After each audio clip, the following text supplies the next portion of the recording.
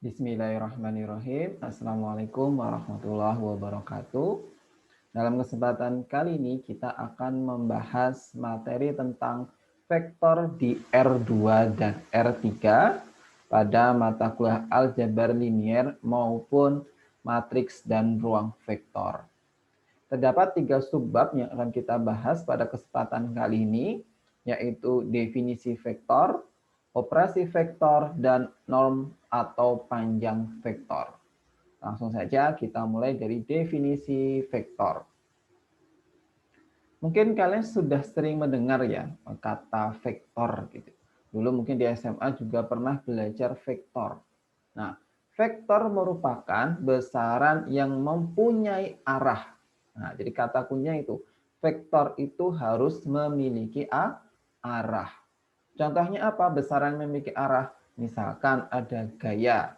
Kan gaya apa? Gaya gravitasi itu kan di arahnya ke bawah gitu ya. Atau pergeseran. Pergeseran itu bisa ke kanan, bisa ke kiri. Nanti nilainya akan berbeda. Dan ada juga kecepatan. Jadi vektor adalah besaran yang memiliki arah. Kalau secara geometris seperti apa? Setiap vektor nanti dinyatakan secara geometris sebagai segmen garis berarah pada bidang atau ruang dengan notasi garis berpanah. Nah, itu. Jadi, kalau kita visualisasikan dalam suatu gambar secara geometris, vektor itu berupa ruas garis berarah. Itu ada ruas garis, nanti kita kasih tanda panah arahnya kemana. Ekor panah garis tersebut merupakan titik awal vektor. Nah, ekor itu disebut titik awal, sedangkan ujung panah sebagai titik akhir atau ujung vektor tersebut. Contoh, nah ini contoh yang pertama, yang A. Oke, ini ya. Jadi ini vektor dengan titik awalnya itu di A. Nah, titik awalnya tadi di A. Lalu ujungnya itu di B. Nah, vektor itu biasanya gitu ya kita simbolkan sebagai huruf yang atasnya itu dicoret atasnya. Nah, sebetulnya A dicoret atasnya ini artinya vektor ya. Atau bisa juga kita tulis secara tebal. Kalau kalian ngetik gitu ya, diketik itu ya kamu tulis bold gitu hurufnya itu berarti menyatakan vektor. Tetapi kalau tidak bold berarti dia itu skalar. Ya, jadi penulisan vektor diperhatikan harus berbeda dengan penulisan skalar yang biasa kalian gunakan. Kalau vektor, kalau kalian tulis tangan berarti kalian coret di atasnya ini, tapi kalau ketik kamu tulis bold.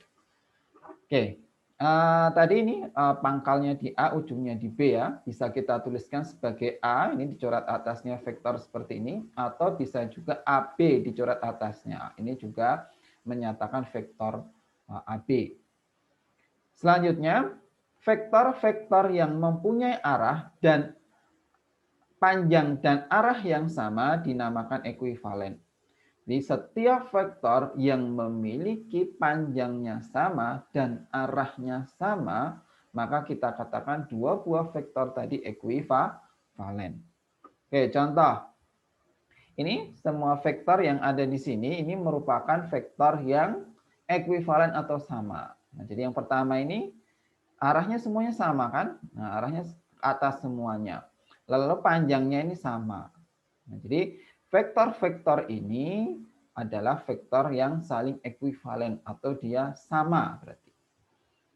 Oke, itu lalu sekarang kita ke secara aljabar. Kalau secara geometris yaitu adalah ruas garis berarah. Kalau secara aljabar, misalkan U vektor di R2 yaitu U1 dan U2, di mana U1, U2 elemen real. Ya, jadi kalau secara aljabar, nanti vektor itu bisa kita nyatakan sebagai himpunan pasangan berurutan atau tuple atau tuple. Nah, seperti ini kalau R2 berarti dia U1, U2, di mana U1 dan U2 itu elemen real. Lalu ada V, elemen R3. Nah, kalau R3, V ini kita tuliskan V1, V2, V3. Nah, di mana V1, V2, V3-nya elemen real. Itu ya, dibedakan sekali lagi penulisan vektor di sini contoh yang kita menggunakan bold, ini kita cetak tebal. Nah, kalau elemen-elemennya dia tidak cetak tebal ya, karena elemen-elemen ini kan elemen real atau dia konstan. Maka ini tidak perlu dicetak tebal. Yang dicetak tebal cukup vektornya saja. Oke, U1, U2 disebut komponen dari U. Sedangkan V1, V2, V3 disebut sebagai komponen dari V. Dua vektor dinyatakan ekuivalen jika dan hanya jika besar dan arahnya sama atau sama dengan kata lain komponen yang bersesuaian sama. Jadi kalau tadi secara geometris setiap vektor itu dikatakan ekuivalen atau sama jika arahnya sama, panjangnya sama. Kalau secara aljabar itu bahwa setiap komponen-komponen yang bersesuaian itu sama. Misalkan di sini ada U dan W. U itu elemen-elemennya U1 dan U2, dan W itu W1 dan W2. Kita katakan U sama dengan W jika dan hanya jika setiap elemen yang seletak tadi sama. Jadi jika U1-nya sama dengan W1 atau U2 sama dengan W2. Ini maka kita katakan vektor U itu sama dengan vektor W. Sekarang penulisan vektor. Nah, penulisan vektor boleh seperti ini. A sama dengan A1, A2, A3. Boleh seperti ini. Atau A1J, A2J, A3J. Nah, boleh seperti ini. Apa sebenarnya sih? IJK ini apa? Nah, IJK ini nanti adalah vektor posisi, vektor satuan. Nah, ini kita tunjukkan nanti ya di setelah ini vektor IJ dan K itu apa. Lalu boleh juga menulisnya ke bawah A1, A2, A3 atau kita bentuk dalam suatu matrik ya, tapi matriknya ini ukurannya N kali 1. Ini untuk penulisan vektor secara aljabar. Sekarang kita masuk ke vektor posisi. Nah, vektor posisi adalah vektor yang berpangkal pada titik asal koordinat. Ya, vektor posisi adalah vektor yang berpangkal pada titik asal koordinat. Titik asal koordinat kalau dia itu 2 dimensi atau R2 ya 0,0, kalau di R3 ya 0,0,0. Jadi pangkalnya harus di titik pusat koordinat.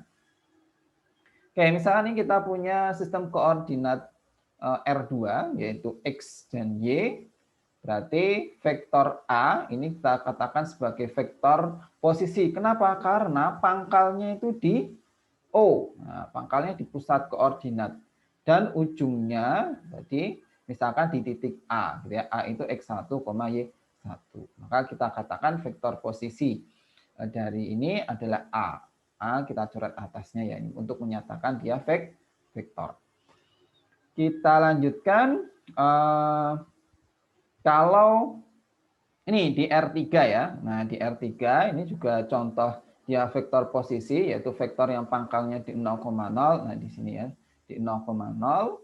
Nah, thread ini V1, V2, V3 ini vektor V. Nah, terus tadi saya ingin menunjukkan vektor IJK. Ya. Jadi IJK itu adalah vektor posisi yang panjangnya 1, atau kita katakan sebagai vektor satuan. Untuk yang I, ya, untuk yang I itu vektor satuan atau vektor yang panjangnya 1, yang sepanjang sumbu X. Nah, jadi ini vektor satuan ya, ini I. Nah, ini vektor satuan, vektor I. Terus J, ini panjangnya 1 ya, segini itu panjangnya 1. Kalau J itu yang Y. Nah, ini vektor J. Nah, ini vektor J. Ini panjangnya juga sama 1. Terus ini K. Itu di sumbu Z. Ini K. Ini panjangnya juga 1. Ya, jadi vektor posisi itu vektor yang pangkalnya di 0,0. Nah, contoh vektor posisi satuan yaitu IJK. Nah, ini tadi untuk penulisan vektor tadi ya, kita bisa menggunakan I plus J plus K. Nah, pertanyaannya bagaimana kalau kita punya suatu vektor, ya, punya suatu vektor tetapi dia pangkalnya tidak 0,0, kita akan mencari vektor posisinya seperti apa. Nah, misal saya punya vektor B di sini ya. Nah, ini vektor B. Nah, jelas vektor B ini bukan vektor posisi, tetapi kita bisa mencari vektor posisi dari B. Caranya gimana? Kita geser. Nah, jadi ini kita geser sampai yang nanti berposisi pangkalnya di 0,0. Sebentar, ini kurang sejajar ya. Nah, ini anggap saja panjangnya sama ya. Ini arahnya juga sama. Ini vektor B. Nah, ini sama, ini ekuivalen ya kan? Ekuivalen. Jadi setiap vektor yang arahnya sama, panjangnya sama kan ekuivalen ya. Berarti vektor B tadi yang di sini, yang di awalnya bukan vektor posisi, kita bisa geser pangkalnya di 0,0, ini jadi menjadi vektor posisi. Oke, itu tentang vektor posisi, silakan diperhatikan.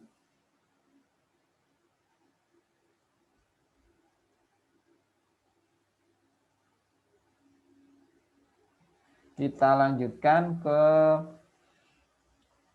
ini tadi ya, vektor posisi yang pangkalnya bukan di 0,0. Kalau sekarang secara aljabarnya ya, tadi secara geometrisnya sudah kita lihat caranya kita geser saja di 0,0. Nah, sekarang kalau secara aljabarnya seperti apa? Vektor yang pangkalnya bukan di 0,0, terus kita akan mencari vektor posisinya.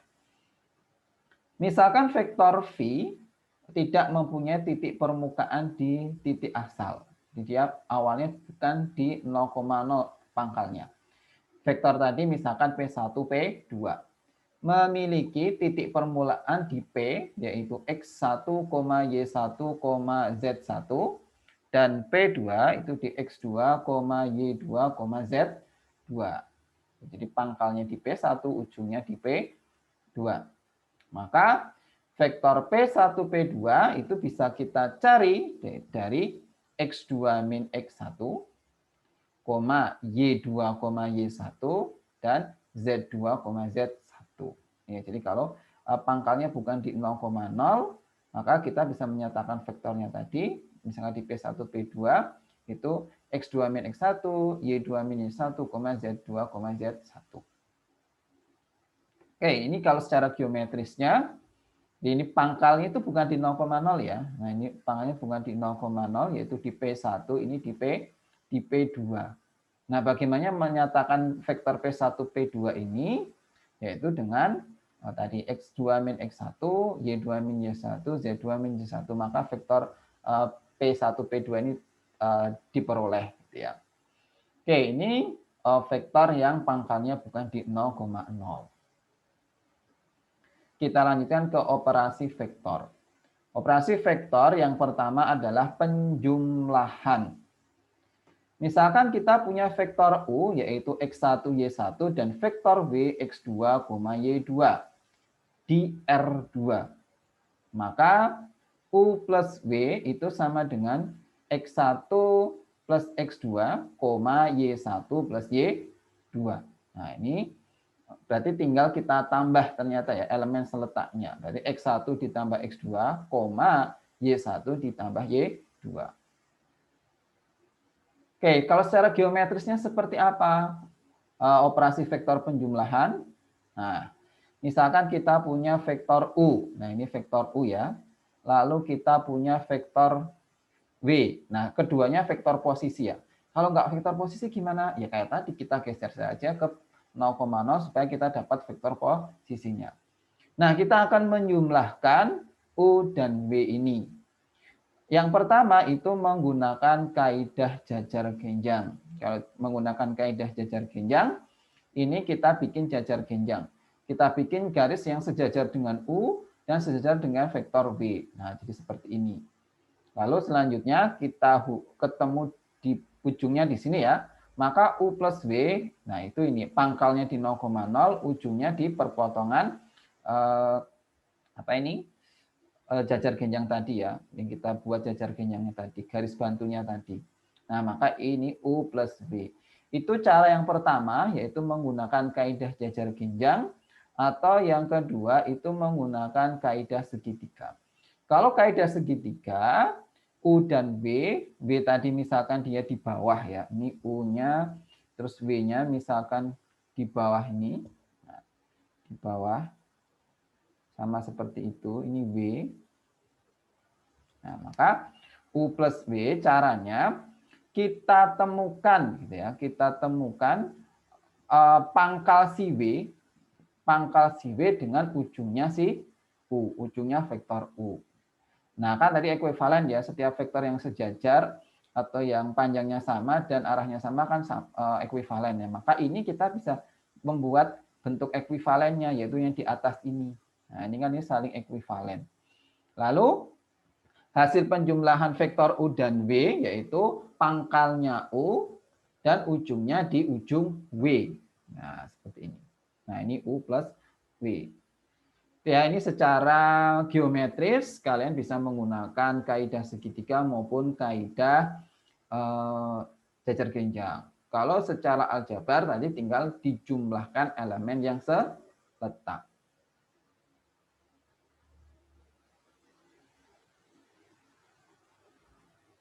Oke, sekarang ke operasi selanjutnya, perkalian. Nah, tapi ini masih perkalian dengan skalar. Definisi. U, yaitu X1, Y1, adalah sembarang vektor di R2. Dan K adalah bilangan real tak nol. Itu kita katakan dia skalar. Maka hasil kali K kali U didefinisikan sebagai vektor yang panjangnya harga mutlak K kali panjang U. Ya. Jadi panjangnya nanti jadi harga mutlak K kali panjang U dan arahnya sama seperti arah U jika K-nya positif dan berlawanan arah dengan U jika K-nya negatif. Oke, saya ulangin. Kalau kita punya K kali U, artinya vektor K kali U tadi adalah vektor yang panjangnya harga mutlak K kali vektor U. Dan arahnya gimana? Arahnya sama dengan arah vektor U jika K-nya tadi positif. Tapi kalau K-nya negatif, arahnya berlawanan. Oke, ini kalau kita visualisasikan, misalkan kita punya vektor U di sini ya, ini vektor U, maka kalau 2U itu vektor yang arahnya sama dengan U, tapi panjangnya 2 kalinya. Berarti ini ya, sampai di sini. Nah, ini vektor 2U. Kalau vektor min U gimana? Kalau vektor min U, ya berarti dia panjangnya sama, gitu ya. Vektor min U berarti ya panjangnya sama dengan U, karena 1 kali U, dan arahnya berlawanan. Kalau min U ya, berarti kalau min U, nah dia sampai di sini. Ini vektor min U. Kalau min 2U ya berarti vektor yang panjangnya 2 kali dengan vektor U, tetapi arahnya berlawanan. Nah, sampai di sini ini vektor min 2U. Oke, tahu ya, perkalian dengan skalar. Kita sudah mendefinisikan penjumlahan, perkalian dengan skalar. Nah, bagaimana sekarang kalau pengurangan gitu ya? Ada penjumlahan pasti ada pengurangan. Nah, untuk pengurangan, nah ini misalkan U itu X1 dan Y1, W itu X2, Y2 di vektor R2, maka U min W itu sama dengan U ditambah min W. Nah, ini ya kata kuncinya. Tadi kita kan sudah bisa mendefinisikan penjumlahan ya. Kita juga bisa mendefinisikan perkalian dengan skalar. Jadi U min W artinya U ditambahkan dengan min 1 dikali W. Nah, ini kan ekuivalen atau sama. Atau kita perlu jadi X1 min X2, Y1 min Y2. Kalau secara geometris, nah ini U, ya kan? Lalu kita misalkan ada W, ini W. Nah, U dikurangi W itu sama dengan U ditambah min W. Maka kita definisikan dulu min W kita. Nah, ini min W. Nah, min W di sini. Ini min W. Ya udah, sekarang berarti jadi U ditambah min W. Ini U, ini min W. Nah, tadi bisa pakai aturan jajar genjang bisa. Atau pakai aturan segitiga juga bisa. Kita gunakan jajar genjang. Nah, maka U min W seperti ini. Oke, bisa ya? Kita sudah bisa mendefinisikan perkalian dengan skalar, penjumlahan, dan pengurangan. Nanti untuk perkalian antara dua buah vektor kita bahas di pertemuan selanjutnya. Nah, sekarang sifat-sifat dari operasi dasar vektor tadi. Kita sudah kenal ada ada tiga, penjumlahan, pengurangan, dan perkalian dengan skalar. Kita bahas sekarang sifat-sifatnya seperti apa. Nah, ini dia mendefinisikan sebagai suatu teorema. Yang pertama, jika U, V, dan W adalah vektor-vektor di dalam ruang vektor, ruang R2 maupun ruang R3, dan K serta L adalah skalar, maka hubungan yang berikut akan berlaku. Yang pertama, U plus V sama dengan V plus U. Ya, jadi ini U plus V sama dengan V plus U. Jadi dibalik tidak masalah. U plus V ditambah W sama dengan U plus V plus W. Nah, jadi ini terkait urutan ya. Kita kerjakan dulu yang U plus V, gitu ya. Baru ditambahkan dengan W, dia akan sama dengan V plus W-nya dikerjakan dulu, baru ditambah dengan U. Nah, ini akan sama. Selanjutnya U plus 0 itu sama dengan 0 plus U sama dengan 0. Sama dengan U. 0 itu vektor yang elemennya 0 ya. Jadi misalkan R2 ya jadi 0, 0. R3 0, 0, 0. Lalu yang keempat, U ditambah min U sama dengan 0. Jadi U ditambah min U itu sama dengan 0. K dikali LU, LU-nya dikerjakan dulu sama dengan K dan L itu dikali dulu baru dikalikan dengan U. Ini juga hampir sama kayak 2 ya, tapi ini konstanta K dan L-nya. Jadi ini L dan U itu dikali dulu baru dikali dengan K, akan ekuivalen dengan K dan L itu dikali dulu baru dikalikan dengan vektor U. Sekarang K ditambah K dikali U plus V. Nah, ini sifat distributif. Itu bisa kita ubah jadi KU ditambah KV. Lalu K plus L dikali U, ini juga distributif. Kalau tadi distributifnya ini konstanta, ini matriks. Nah, sekarang vektor. Kalau ini vektor, yang satunya itu ini skalar, yang satunya vektor. Oke, ini bisa kita gunakan distributifnya KU ditambah LU ya. KU dikali dengan LU. Oke, yang terakhir 1 kali U sama dengan U. Oke, ini sifat dasar operasi vektor. Nah, sebenarnya ini bisa kita buktikan ya teorema ini dari 1 sampai 8, tetapi ini nanti akan kita berikan contoh untuk pembuktian yang sifat nomor 2. Nanti untuk yang nomornya analog saja. Oke, kita mulai pembuktiannya teorema 1 ini. Pembuktian sifat-sifat tersebut melalui 2 pendekatan vektor, yaitu bisa pendekatan geometrik maupun pendekatan secara analitik. Pendekatan geometrik berarti vektor tadi kita gambar, gitu ya, kita nyatakan sebagai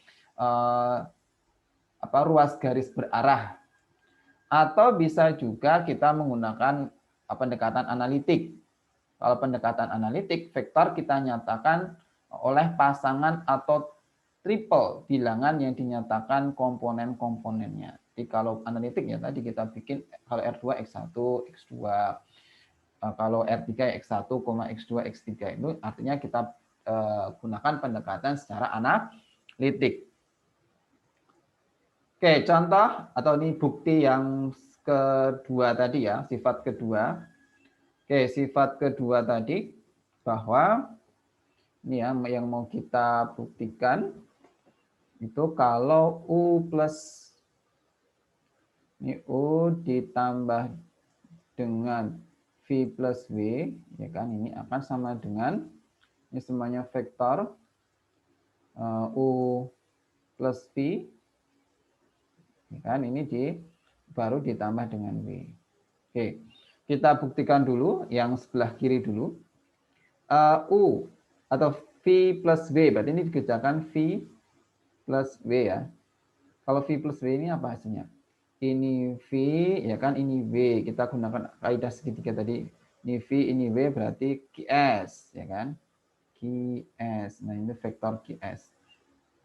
Selanjutnya ini kita tambahkan dengan U ya kan, berarti U ini kita tambahkan dengan V plus W, berarti U ditambah dengan QS ya, U ditambah QS, hasilnya apa? U ditambah QS, hasilnya PS. Oke, sekarang yang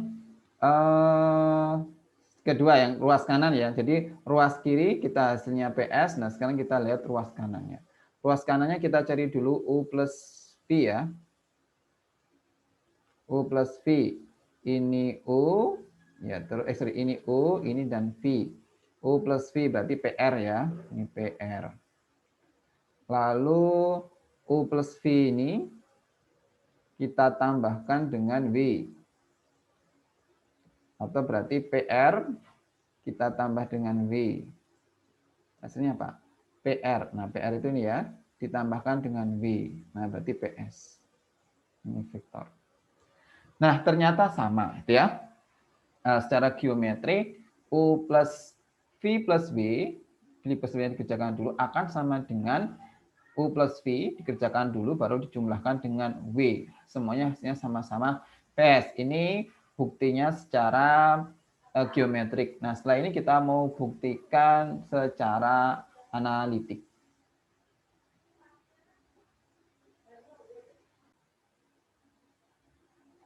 Oke, berikut kita akan membuktikan sifat yang kedua tadi secara geometrik, secara analitik ya ini, bahwa U plus V dikerjakan dulu baru ditambah dengan W akan sama dengan U ditambah V plus W-nya yang dikerjakan dulu. Nah, caranya kita ambil sembarang U, V, dan W. Nah, dalam hal ini kita gunakan R3 ya, karena nanti R2 itu penyelesaiannya analog saja. Maka pertama kita ambil sembarang U, terus V, dan W. Nah, ini dia elemen dari R3. Nah, misalkan U itu elemennya, kita tulis ke samping saja ya. Ini U1, U2, U3, lalu ada V, V itu V1, V2, dan V3. Nah, ini V. Kalau ada W itu misalkan W1, W2, dan W3. Nah, ingat ya, ini semua elemennya itu elemen real. Jadi sesuai definisi R2 ataupun R3 bahwa elemen-elemennya ini elemen real dengan U1, U2, dan U3 itu elemen real. Ini juga ya, V1, V2, V3 itu elemen real. Ini untuk W1, W2, dan W3 itu juga elemen real. Nah, selanjutnya kita buktikan dari ruas kiri dulu, nanti dia sama dengan ruas kanannya. Kita tuliskan di sini U plus V plus W ya. Ini yang dikerjakan yang depan dulu. Nah, seperti ini. Maka sekarang kita jabarkan ya. Kita jabarkan U1, U, V, dan W itu. Nah, ini bisa kita jabarkan. U itu sama dengan tadi elemennya U1, U2, dan U3. Terus ini ditambah dengan V1, V2, dan V3. Nah, baru ditambah dengan W. W1, W2, dan W3.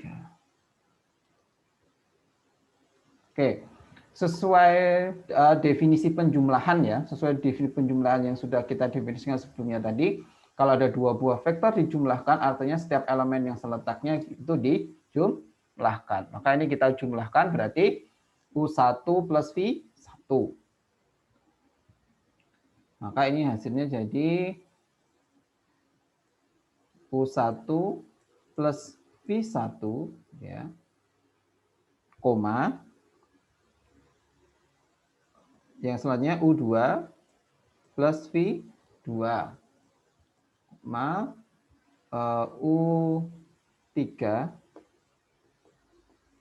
U3 plus V3.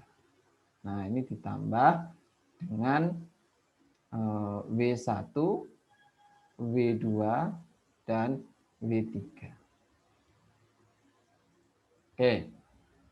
Selanjutnya kita gunakan penjumlahan lagi tadi. Penjumlahan dua buah vektor ya. Definisinya berarti elemen yang seletaknya kita jumlahkan. Nah, ini jumlahkan. Maka kita dapat U1 plus V1 ya. Terus ini kita jumlahkan dengan W1, U2 plus V2 ini kita jumlahkan dengan W2, U3 plus V3 ini kita jumlahkan dengan W3. Oke. Nah, kita tadi mengetahui bahwa U1, V1, W1, atau U2, V2, dan W2, ataupun yang terakhir itu W1,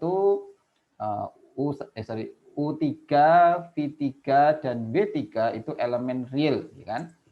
Nah, karena ini semuanya elemen real, ini saya kasih keterangan bahwa ini karena sifat ini ya, ini kalau elemen real.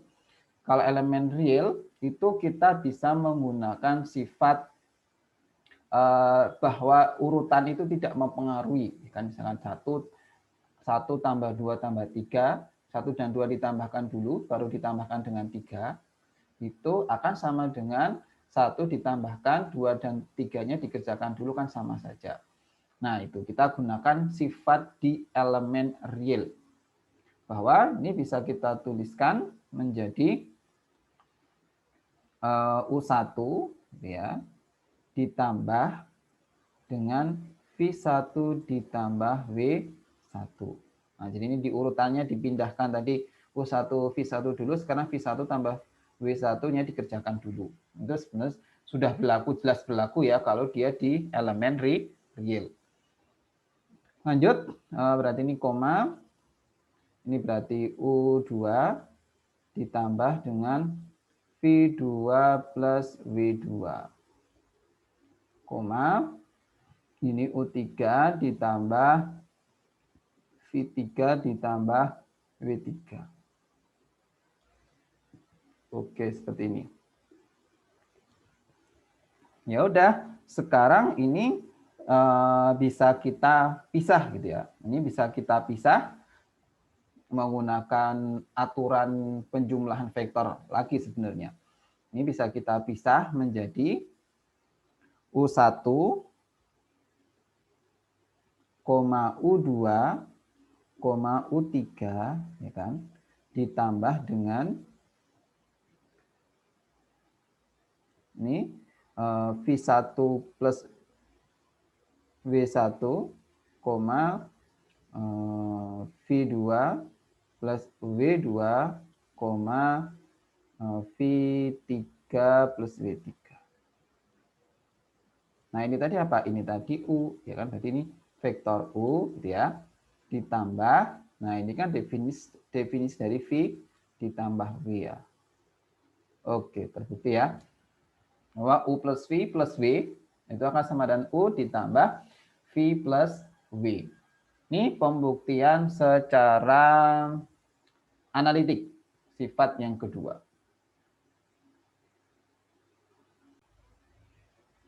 Kita lanjutkan ke panjang vektor atau norm vektor.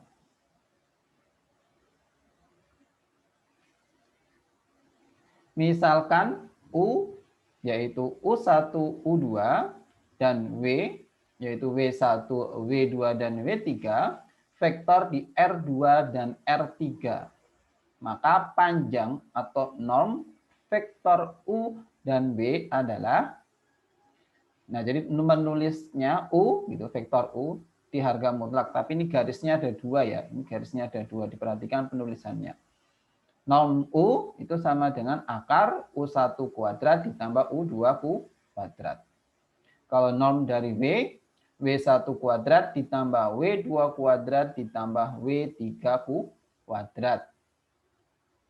Oke, sebenarnya rumus itu dapat dari mana? Sebenarnya sederhana ya, rumusnya itu cuma diperoleh dari teorema Pythagoras. Misalkan ini kita punya vektor U1, U2, vektor U, elemennya itu U1, U2, berarti sepanjang sumbu X-nya itu U1, dan sumbu Y-nya ini U2.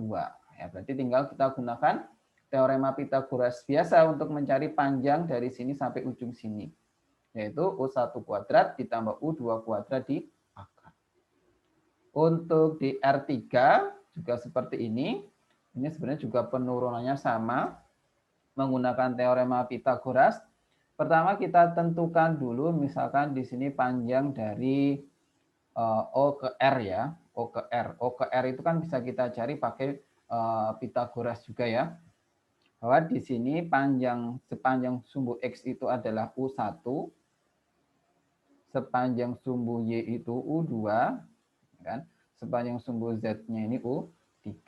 Maka QR ini bisa kita cari, QR yaitu sama dengan akar dari U1 kuadrat ditambah U2 kuadrat. Lalu untuk mencari norm U ini, ya berarti kan Pythagoras dari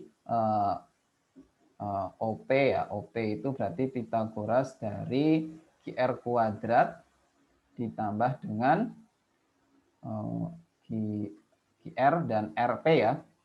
RP kuadrat. Nah, seperti ini. QR kuadrat, ya ini dikuadratkan lagi gitu kan.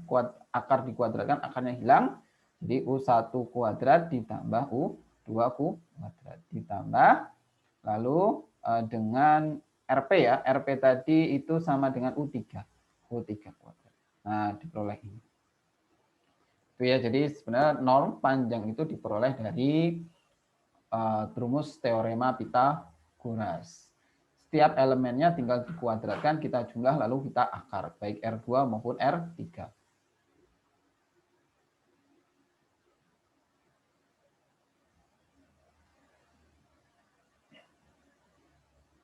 Oke, sekarang kalau kita mau mencari jarak ya, jarak antara dua buah vektor, atau nanti sebenarnya ini bisa juga diasosiasikan ke jarak dua buah titik gitu ya. Misalkan U, yaitu U1, U2, dan V1, V2, maka jarak antara dua vektor tersebut adalah norm U min V sama dengan U1 min V1 kuadrat ditambah U2 min V2 kuadrat. Oke, ini jadi vektor ini yang kalau misalkan pangkalnya di P1 gitu ya, ujungnya di P2, ini untuk X1, X2, X1, Y1, Z1 untuk P1 dan P2-nya X2, Y2, dan Z2. Nah, maka jarak dua buah titik ini sama dengan akar X2 min X1 kuadrat ditambah Y2 min Y1 kuadrat. Oh ya, ini belum lengkap ya. Harusnya kalau kita punya R3 ini harus kita tambah lagi dengan Z2 min Z1 kuadrat. Ya, nah, seperti ini. Jadi norm itu bisa kita gunakan untuk mencari jarak dua buah vektor. Nah, jadi jarak dua buah vektor, atau ini tadi bisa juga jarak dua buah garis. Kok garis apa? Titik ya, titik. Jadi bisa mencari jarak dua buah vektor atau jarak dua buah titik. Kalau vektor ini di setiap elemen dikurang dikuadratkan, ini nanti sama ya. Kalau R3 berarti tinggal ditambah satu lagi. Nah, ini untuk jarak dua titik kita beri contoh untuk di R3. Kalau R2 berarti cuma diputus sampai di sini aja, sampai Y2 min Y1 kuadrat. Oke, gampang nih. Kita lanjutkan ke contoh. Ini kita menentukan norm vektor V, yaitu min 3, 2,1. Tentukan jarak antara P1 dan P2, 2, min 1, min 5. P2-nya 4, min 3,1. Kita kerjakan nomor 1 dulu. Oke, menggunakan rumusnya tadi, setiap elemennya tinggal kita kuadratkan terus dijumlah di akar. Maka norm dari V itu sama dengan akar dari min 3 kuadrat ditambah 2 kuadrat ditambah 1 kuadrat. Ya kan? Jadi akar 9 plus 4 plus 1 ya. Maka hasilnya sama dengan akar 14. Oke, itu. Yang kedua, jarak antara P1 dan P2. Berarti sama aja norm dari vektor P1, P2 ya. Ini misalnya sama aja ini. Jarak tadi akan sama dengan ini. Yaitu akar dari kita kurangkan P2 min P1 ya. Berarti ini 4 dikurangi 2 kuadrat ditambah min 3 dikurangi min 1 kuadrat ditambah 1 dikurangi min 5 dikuadratkan ya. Maka jadi akar ini 4 dikurangi 2, 2 kuadrat itu 4. Ditambah ini jadi plus 4 kuadrat 16. Ditambah ini jadi 6 kuadrat 36 ya. Maka hasilnya sama dengan 44. Sebentar.